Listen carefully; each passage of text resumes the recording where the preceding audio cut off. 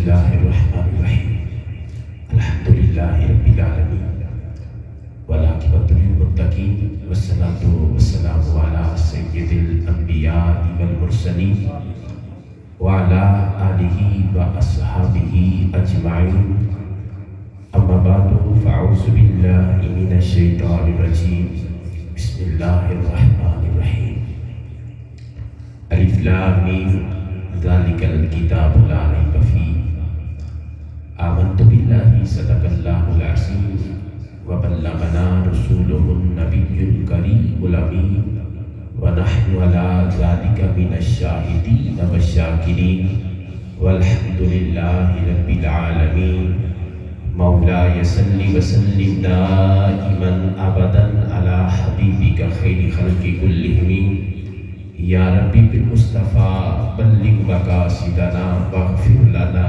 ما مضى یا واسع الکرم گنج بخش فیض عالم مظہر نور خدا ناکسارا پیر کامل کاملارا رہنما قال اللہ تبارک و تعالی فی کلام المجید والفرقان الحمید ان اللہ وملائکتہ یصلون علی النبی یا ایہا الذین آمنوا صلوا علیہ وسلموا تسلیما کثیرا کثیرا تمامی احباب گوٹے تھلے تے گنبد خضرا کا تصور اپنے ذہن سے لیا کے اس یقین کے ساتھ حضور کی ذات پہ درود پڑھیں کہ آج ہم جامع مسجد ہمارے مدینہ کے اندر بیٹھ کر حضور کی ذات پہ درود پڑھ رہے ہیں۔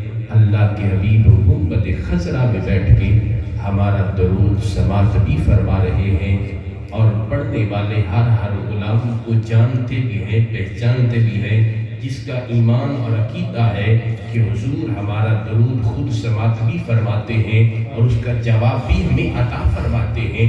وہ آنکھیں جھکا کر، سر جھکا کر، آنکھیں بند کر کے حضور کی ذات پہ خالصتاً ایک بار درود پڑھیے۔ الصلاۃ والسلام علیک یا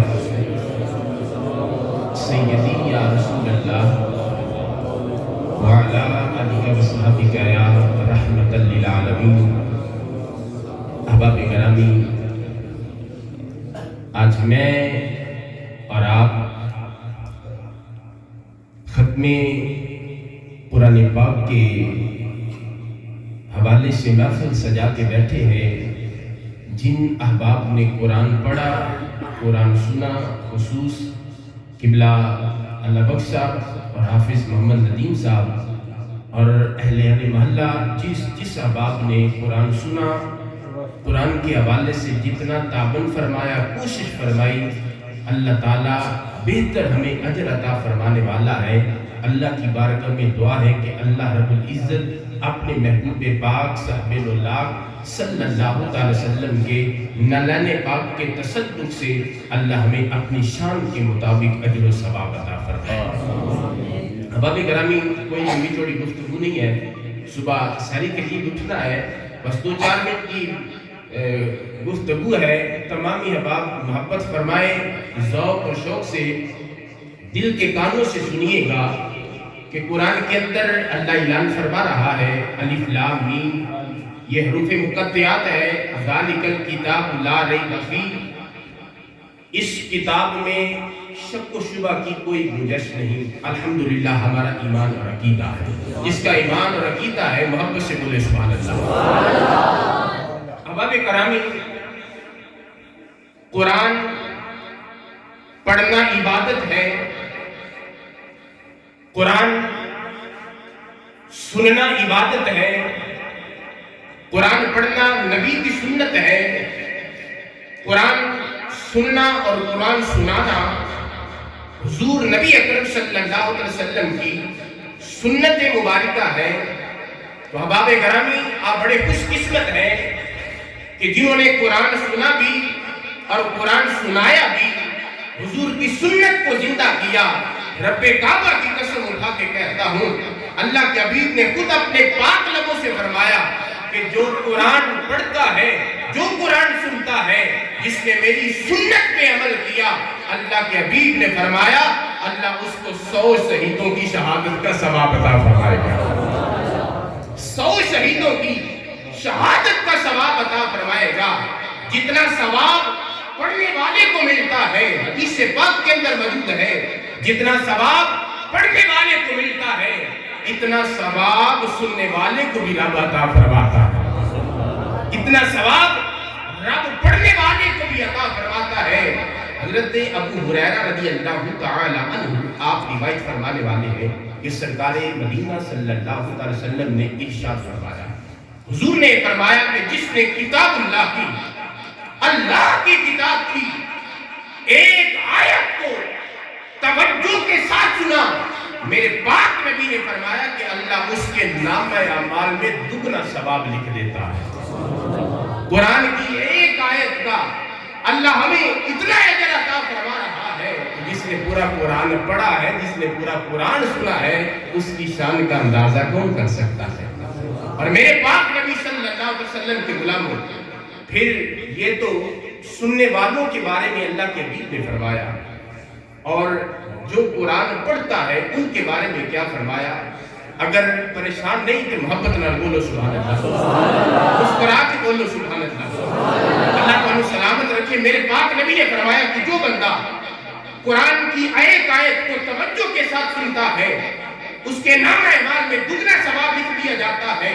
فرمایا جو قرآن پڑھتا ہے اللہ تعالیٰ قیامت کے دن اسے نور کا تاج پہنائے گا، اللہ تعالیٰ اسے نور کا تاج پہنائے گا۔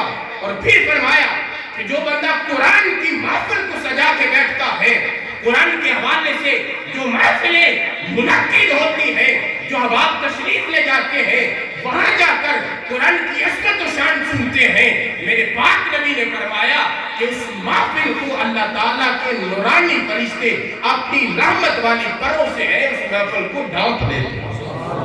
یقیناً حضور کی حدیث کے مطابق اس محفل کو بھی ہمارا عقیدہ اور ایمان ہے کہ اللہ کے فرشتے اپنے رحمت والے پروں سے اس محفل کو بھی ڈھانپے ہوئے ہیں۔ وہ رب کعبہ کی قسم ہے، میرے پاک نبی کے غلاموں، قرآن کی بڑی شان بیان کی گئی ہے، قرآن کی بڑی عظمتیں بیان کی گئی ہے۔ دنیا کی تمام کتابیں ایک طرف مگر قرآن کا مقابلہ نہیں کر سکتی، اس لیے بھی کہ دنیا کی تمام کتابوں کے مصنف جو ہے وہ انسان ہے، لیکن قرآن کا مصنف خالق انسان ہے، خالق انسان ہے۔ اس لیے بھی قرآن کا مقابلہ نہیں کر سکتی کہ دنیا کی تمام کتابیں ہمارے کسی ایک حصہ کے حوالے، زندگی کے حوالے سے ایک حصہ میں رہنمائی فرماتی ہے۔ مثال کے طور پہ طب و حکمت کی کتابیں جو ہیں وہ جسمانی بیماریوں کا علاج بتاتی ہیں، اور ریاضی کی کتابیں جو ہیں وہ شماریات ہمیں بتاتی ہیں، اسی طرح منطق کی کتابیں ہمیں استدلال کرنا سکھاتی ہیں، فقہ کی کتابیں جو ہیں وہ فقہی مسائل کو بیان کرتی ہیں۔ میں پاک نبی کے غلاموں، منطق ہو یا ریاضی ہو، فقہ ہو یا کوئی اور کتاب ہو، ساری کتابیں ایک طرف ہے، قرآن ان پہ سب پہ حاوی ہو جاتا ہے۔ یہ قرآن کی شان ہے، یہ قرآن کا مقام ہے۔ اور یاد رکھیے قرآن کی ہر صورت یا مکی ہے یا مدنی ہے۔ احباب گرامی، پتہ یہ چل رہا ہے کہ حضور جہاں جہاں جاتے رہے وہاں وہاں اللہ قرآن نازل فرماتا رہا، وہاں وہاں اللہ قرآن نازل فرماتا رہا۔ حضور مکے میں گئے تو اللہ نے قرآن پیچھے بھیج دیا، حضور مدینہ میں گئے تو اللہ نے قرآن پیچھے بھیج دیا۔ میں پاک نبی کے غلاموں، جو واقعات پیش آئے اللہ نے اس کتاب کے اندر محفوظ کروا دیا۔ قرآن ہے کیا؟ قرآن ہے کیا؟ قرآن نام ہے 30 پاروں کا، 30 پارے نام ہے 114 سورتوں کا، 114 صورتیں نام ہے جناب والا، آیتوں کا آیتیں نام ہے، جملوں کا اور جملے نام ہے، فکروں کا۔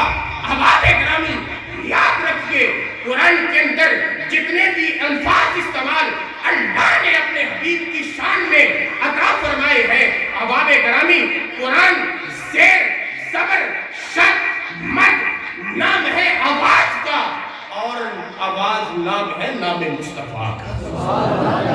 یعنی سارا قرآن اللہ نے اپنے حبیب کی شان میں نازل فرمایا ہے۔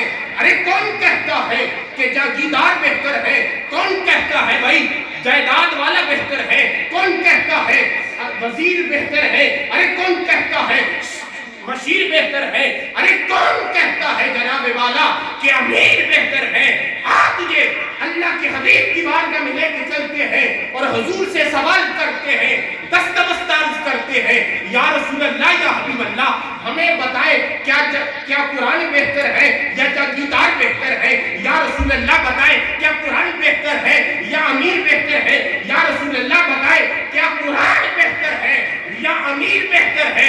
یا رسول اللہ بتائے قرآن بہتر ہے یا جاؤ مشیر بہتر ہے؟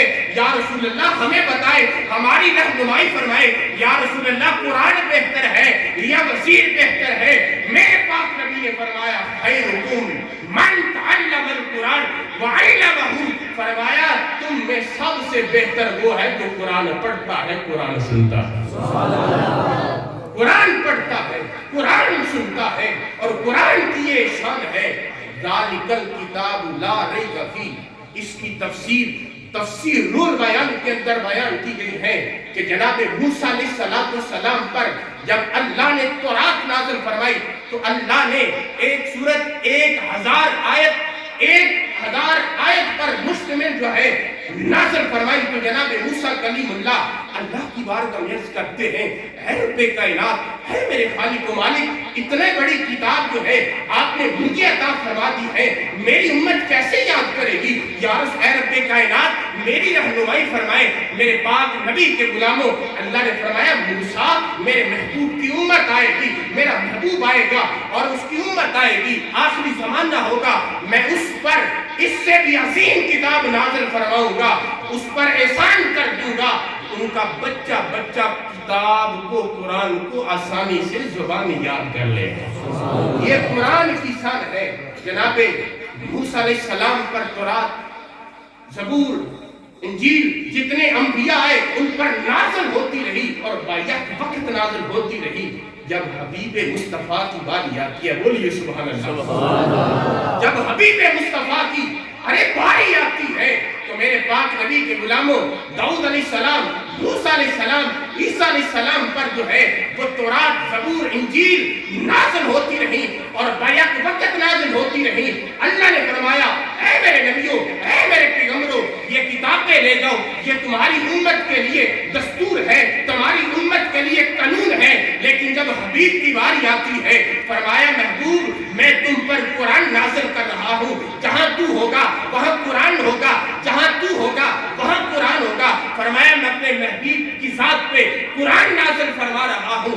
قرآن میرے پاک نبی کے غلاموں، اللہ نے فرمایا کہ محبوب تو بولے گا تیرے لیے دستور بن جائے گا، محبوب بولے گا تو دستور بن جائے گا، تو بیٹھے گا تو دستور بن جائے گا، تو اٹھے گا تو قانون بن جائے گا، تو چلے گا تو قانون بن جائے گا، تو مکے میں ارشاد فرمائے گا اللہ قانون فرما دے گا، تو مدینہ میں جا کر ارشادات فرمائے گا اللہ قانون بنا دے گا۔ یعنی فرمایا اے نبیوں، اے پیغمبروں، یہ کتابیں تمہاری امت کے لیے دستور ہے اور قرآن میرے حبیب کا دستور ہے، قرآن میرے حبیب کا دستور ہے۔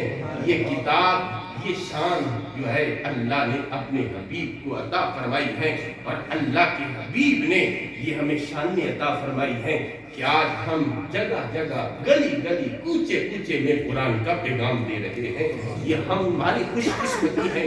اس لیے اللہ کے حبیب نے فرمایا، حضرت عامر بن عقبہ بن عامر فرماتے ہیں کہ حضور نے فرمایا کہ قرآن کو اگر کسی چمڑے کے اندر ڈال کر، لپیٹ کر آگ میں ڈال دیا جائے تو آگ قرآن پہ اثر نہیں کرے گی۔ یہ حضور نے فرمایا، یہ کوئی میرے ماں باپ دادے کا بھی یہ فرمان نہیں ہے، بلکہ اللہ کے حبیب نے فرمایا قرآن کو اگر چمڑے کے اندر ڈال کر اس کو آگ میں رکھ دیا جائے تو اس پر آگ نہیں اثر کرے گی۔ میں کہتا ہوں جب چمڑے پہ آگ اثر نہیں کرے گی، اس کے اندر قرآن ہے، تو جس سینے کے اندر قرآن ہے، جس سینے کے اندر سارا قرآن محفوظ ہے، اس پر آگ کیسے اثر کرے گی؟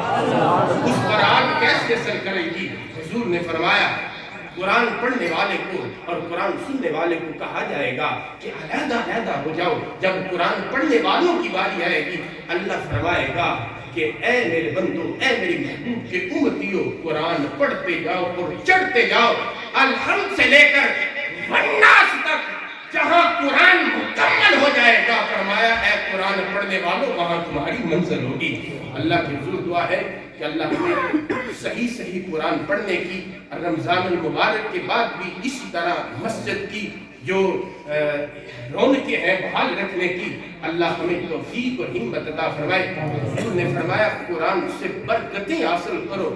اب ہر بندہ، ہر گھر جو ہے وہ پریشانی کے اندر مبتلا ہے، کوئی نہ کوئی پریشانی ہر گھر کے اندر پائی جا رہی ہے، لیکن ہم جو ہے وہ پریشانی، وہ چیزیں جو ہے، ہم سکون جو ہے وہ دنیا کے ڈراموں میں، فلموں میں اور جسمانی اور رومانی ناولوں کے مطالعہ سے حاصل کرتے ہیں۔ میرے پاک نبی کے غلاموں، اللہ نے فرمایا کہ محبوب جب تیرے محبوب کی امت جو ہے وہ قرآن پڑھتی جائے گی اور میں تیری محبوب کی امتوں کو برکتیں دیتا جاؤں گا۔ اور پھر مصطفیٰ کریم علیہ السلام کے غلاموں، قرآن ایک ایسی عظیم کتاب ہے کہ اگر جس شوق سے پڑھیں گے اللہ اس شوق کے مطابق ہمیں اجر عطا فرمائے گا۔ یہ نہ کہا کرے وہ مجبوری ہے یا کوئی اور ہے، میرے پاک نبی کے غلاموں، نہیں، قرآن سے جتنا تعلق مضبوط ہوگا اللہ ہمیں اتنا اجر عطا فرمائے گا۔ اگر قرآن سے عشق کریں گے تو وہ عشق کربلا کی سرزمین پہ لے جائے گا۔ جو قرآن کے ساتھ امام حسین نے عشق کیا تو احباب گرامی سر جو ہے وہ تن سے جدا ہو گیا، لیکن پھر بھی زبان پہ قرآن کی تلاوت جاری ہے۔ جتنا قرآن سے تعلق ہم مضبوط کریں گے، اپنی وابستگی جتنی مضبوط کریں گے، جتنا عشق کے ساتھ پڑھیں گے، جتنا محبت کے ساتھ پڑھیں گے، جتنا عقیدت کے ساتھ پڑھیں گے، جتنا ذوق اور شوق کے ساتھ پڑھیں گے، جتنا مودت کے ساتھ پڑھیں گے، اتنا ہی اللہ ہمیں اجر عطا فرمائے گا۔ اللہ کی حضور دعا ہے کہ اللہ مجھے اور آپ ہم سب کو قرآن پر صحیح عمل کرنے کی توفیق اور ہمت عطا فرمائے۔ قرآن کے اندر اللہ نے جتنے بھی احکام نازل فرمائے ہیں، اللہ رب العزت جو ہے وہ ہمیں سارے جو احکام جو ہے اس پر عمل کرنے کی اللہ مجھے آپ کو توفیق اور ہمت عطا فرمائے۔